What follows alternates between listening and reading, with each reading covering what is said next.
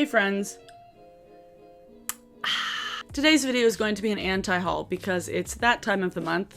No, not that time of the month. No, the time of the month where I collect a ton of things off of Instagram and off of Sephora and things that I have seen that I'm like, I don't know about that. I don't know about that. If you've never seen one of my anti-hauls before, these videos are used as a way of kind of counteracting the like super hyper consumerism that's like everywhere else in the beauty community. And I'm using hyperbole. If you've seen Kimberly Clark's videos before, Kimberly Clark was kind of the person that popularized anti-hauls in the first place. She's back on YouTube. I'm so excited.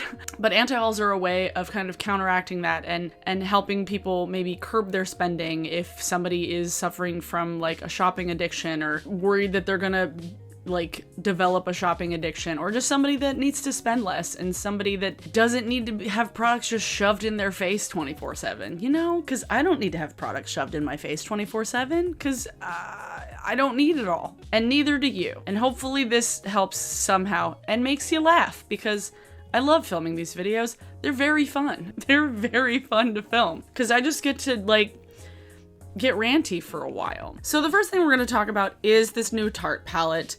This is the, what are they even calling it? Young, Wild, and Cruelty Free. We get it, Tarte. We get it. This palette, Tarte was kind of on a roll with some really nice fun palettes, but this one just kind of goes back to like, ooh, warm tones with a pop of teal, as it's literally on my eyes right now. It's giving me straight up deja vu more than a lot of things I've seen lately. It looks like a fine palette, like the quality doesn't look bad. That's the thing. That's the thing I want to try and reiterate, is that like when I'm talking about these products, I'm not necessarily saying all the time that they're going to be bad quality, because they're not always bad quality. What I'm saying is that like if things are super redundant for things that have already come out and that most likely people already have something very similar to it, you don't need to have a duplicate of it. You don't need to have something that's so similar just because it's new. That's what I'm saying. So like this is probably decent quality. So like if you don't have a palette like this at all, maybe look at it. But there's like a million ColourPop palettes, at least one other Tarte palette. It looks so similar to so many things that have come out. Like I looked at it and I was like, is this an old picture? Like, is this like an old photo? Tarte, like you're kind of working your way back up. Tarte's working their way back up into the good graces of a lot of YouTube. But this palette is just like, it's such a like bland throwaway of a palette. Next thing we're gonna talk about is this highlighter palette from Clyro, and I've actually never talked about this brand on my channel before, but I've seen them on YouTube all over the place. They are, I feel like most well known for their lipsticks. They've come out with a couple of palettes lately, and they're in this really, really weird shape. It's a K shape, which I'm surprised the Kardashians didn't come out with something like this, but it's a K for Clyro, and a terrible waste of space in a palette because there's 4 colors on like the tall part, and then there's 1 color per like diagonal. It's a huge waste of space. I cannot imagine how you would store this. Like this would only be a display piece. I feel like there's no way you could travel with it. There's no way that I would be able to store it easily. And I feel like, how expensive is this? $49. Like this is expensive for a highlighter palette. Like you're getting a little mirror that's really awkward. It's just, you're clearly paying for unnecessary packaging, and I'm not really about that right now because I don't have the largest space to keep things. If I have like a whole room for makeup, yeah, obviously my spending habits and my like storage habits would be different, but I have like a vanity. That's it. And like, this is just not practical for me, and I don't need it, and I'm not gonna buy it. I should look into this brand though, because I've heard good things about their lipsticks, but this highlighter palette, like, why? Regardless of the fact that it, like the highlighter colors are gonna be way too dark for me, but obviously it wasn't made for my skin tone. I get it. But like packaging and packability is just not something that I feel like is practical.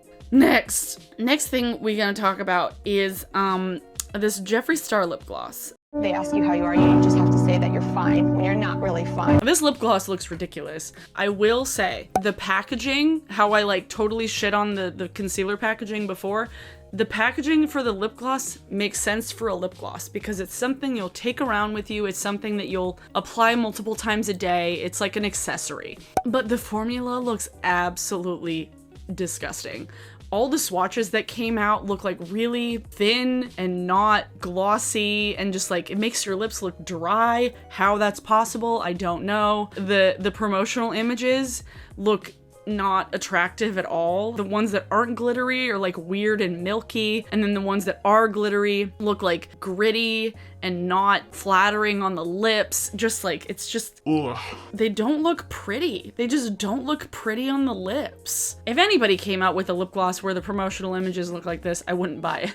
It's not just because it's Jeffree Star, but they do not look like something that I want. They look like they have too much pigment, too much glitter, and not enough gloss. You know, this is not something that I need. No, it's not. Nothing. Ooh. The next thing we're going to talk about, when I saw this on Trend Mood, my eyes rolled back around in my head 3-4 times in succession, because this is literally everything that people has been criticizing Benefit for. They keep doing it. This is the Party Like a Flock Star. No. Party Like a Flock Star eye, lip, and cheek palette. 1, I hate face palettes where you have cream products mixed with powder products. 2, the pun is terrible. 3, it's repeats of everything they've come out with before. There ain't nothing new. And 4, I need more wine for this. 4, I don't apply lip gloss or lipstick from a palette. That's not practical for my use. That's not something that I need. Who wants this? I don't understand their demographic. I don't understand who they're making products for and who's buying this. Who's buying it? I don't know, because nobody that I know is talking about it. Nobody that I follow or subscribe to are talking about it. I don't know. It's so derivative. There's 4 eyeshadows, 3 like a blush, highlight, bronzer thing, and then 4 lipsticks in a palette. I don't fucking need that. Party Like a Flock Star, and it's like a flamingo. These half-ass puns.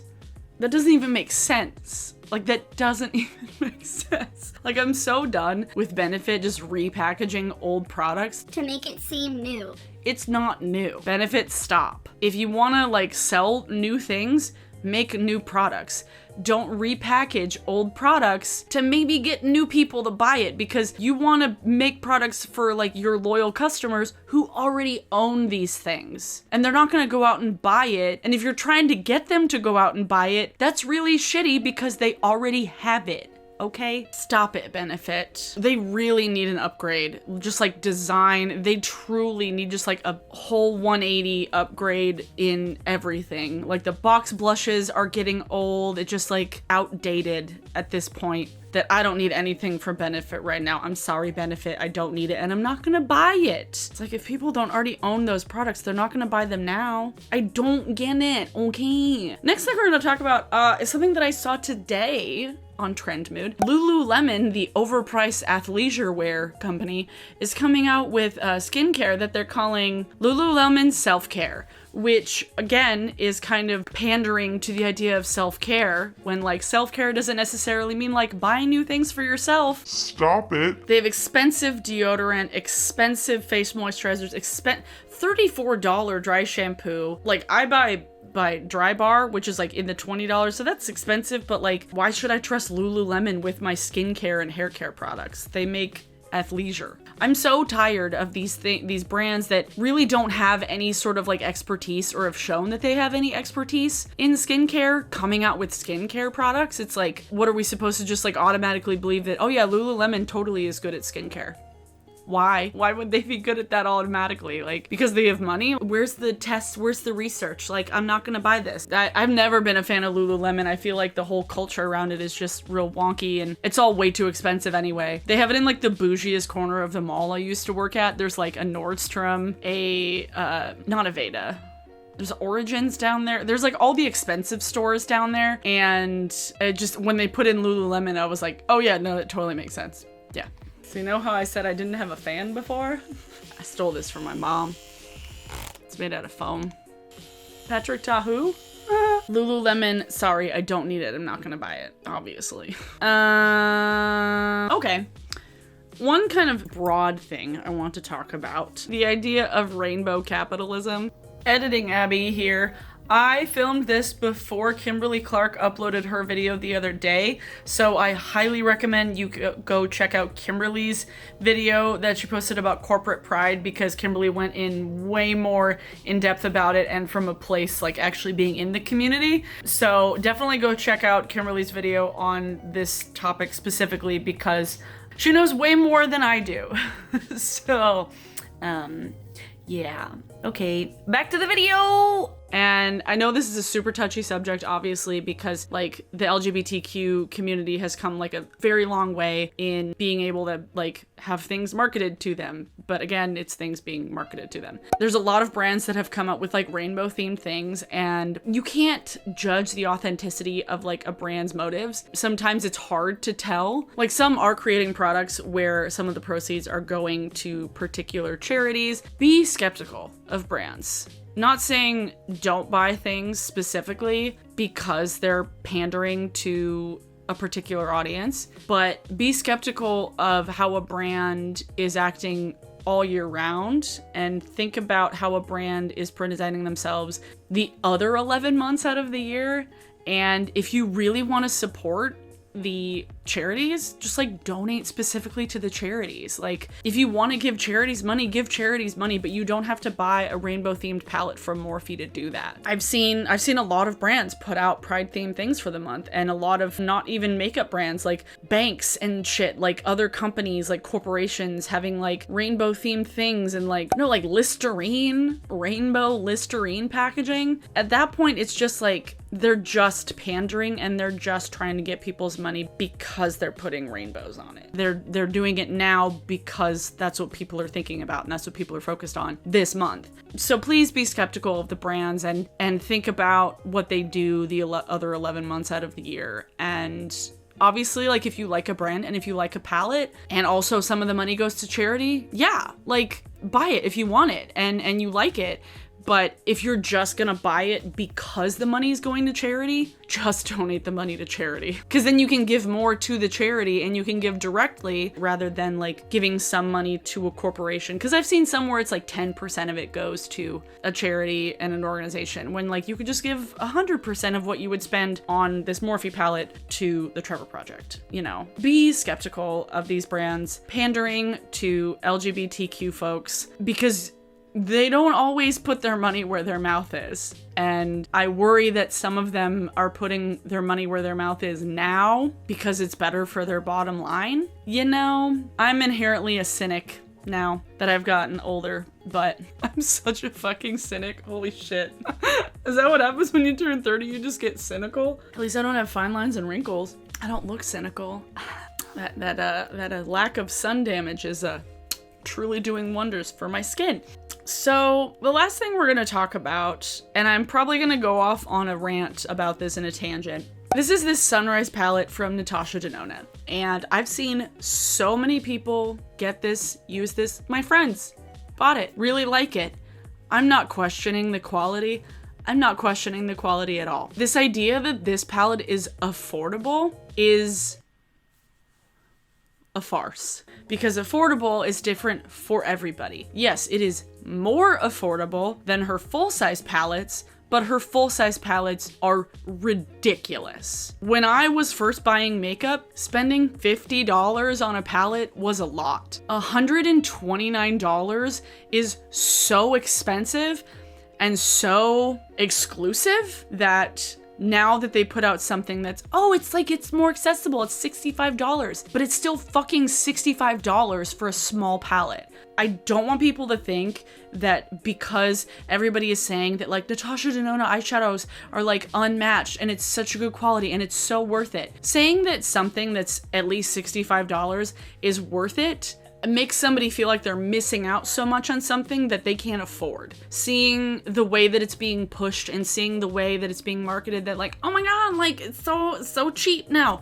It's not fucking cheap. It's still $65. And so I feel like how the narrative and the buzz around Natasha Denona has been really weird, because like when she first came on the scene, when the brand first came on the scene, nobody else was charging that much for their eyeshadow palettes. Like Pat McGrath like came into Sephora shortly thereafter, and her stuff is also ridiculously expensive. And I just remember like seeing that these palettes were $129, and I was like, why? Like, why is that suddenly like, oh, that's just like a thing that people are cool with? No, $130 for a palette.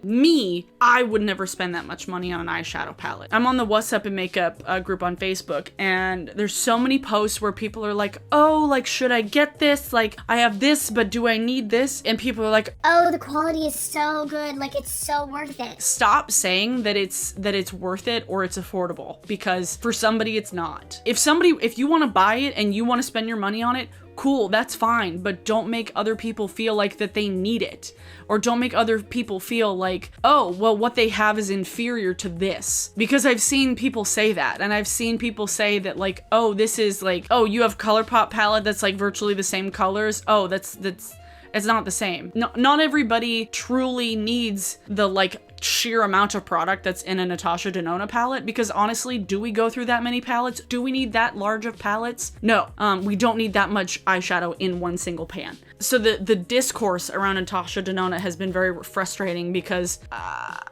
there was just like a sudden like, yeah, no, that's totally cool. We're cool with spending that. Why? And then after that, I feel like with the normalization of eyeshadow palettes being that expensive, I feel like it's gonna get worse and worse, where other brands are gonna be like, oh, well, if people are willing to spend $130 on a Natasha Denona palette, we can just up our prices elsewhere. I don't want that to happen. I don't want that to be something that just like is normal, because then it's gonna make makeup less accessible to people. Obviously, some people are only always gonna buy from the drugstore, and that's fine. But the price point just feels like a really exclusive club. And this whole discourse around the Sunrise palette has just been really weird, because I'm like, $65 isn't cheap. You don't need it. If anybody tells you that you need these Natasha Denona palettes, or that like, oh, you want to buy one of them, you need one of them. No, you don't. Just because people on YouTube are using it doesn't mean that you need it too. I'm just surprised that like people just got used to it being $130 and just being cool with it. Like, I don't care about the price per ounce, because like I'm not gonna use that much product. Like, if you have one palette and you don't buy other palettes, maybe. But that's not the reality for a lot of people who watch YouTube, and that's not the reality for a lot of people who follow makeup releases and follow new makeup. Like, you don't have just one, okay? And the like overwhelming like, oh, new things, you need all of them type discourse gets really dangerous when things are over $100 per thing. Is that just me? Is it just me that's just like annoyed with Natasha Denona? So yeah, this Sunrise palette and anything that Natasha Denona puts out, eyeshadow palettes particularly. The blush and the cheek things I've been curious about, but I don't like cream with powders in palettes, as I've already said. So I'm not buying any Natasha Denona palettes, because I look at a $130 price tag, I'm like, nope. Not for this, bitch. I don't remember the last time I spent $130 on anything. I spent $80 on like a really industrial like camera strap. So yeah, that's all I wanted to talk about in this anti-haul. I realized there weren't a ton of products, but I just really wanted to kind of go in on a few things because I've been particularly annoyed with them lately. And most of the stuff that's come out this month has been like skincare. And some of the stuff that's come out lately, I'm like, ooh. Let me take a look at that. For today's song of the day, it is the new cover of The Modern Leper by Frightened Rabbit, covered by Biffy Clyro. And oh my god. I belong to this Frightened Rabbit appreciation group on Facebook, and people share things all the time. And that's kind of how I found out about Tiny Changes. And Tiny Changes is this charity that people have put together kind of in memory of Scott. And they're putting out a 10th anniversary record with a bunch of covers from bands and friends of the band.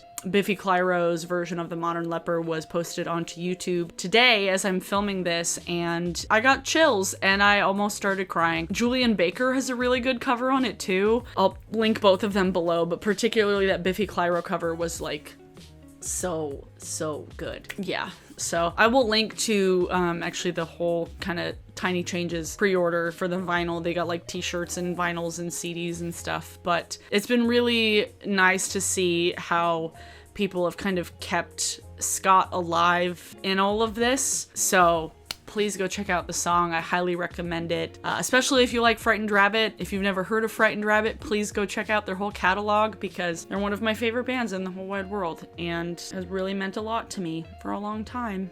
So I did not mean to get sappy there at the end because I'm going to film another video right about now. Again, with anti-hauls, if you bought any of these products, I'm not hating on you. Most of the time, I'm not hating on the brands. Obviously, sometimes I am hating on the brands. Most of the time, I'm not. So please take this with a grain of salt and please don't take